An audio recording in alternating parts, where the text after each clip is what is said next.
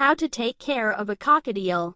Taking care of a cockatiel involves providing a suitable environment, proper nutrition, regular social interaction, and health care. Here are some general guidelines for caring for a cockatiel. 1.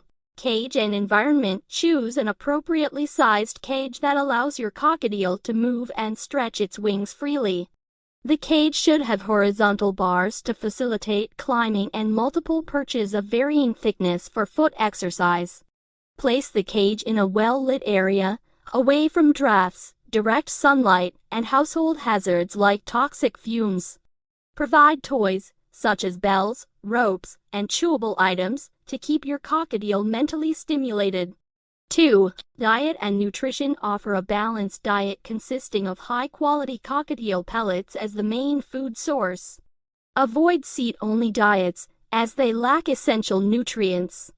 Supplement the pellet diet with fresh vegetables, for example, carrots, broccoli, leafy greens, and occasional fruits, for example, apples, berries for variety.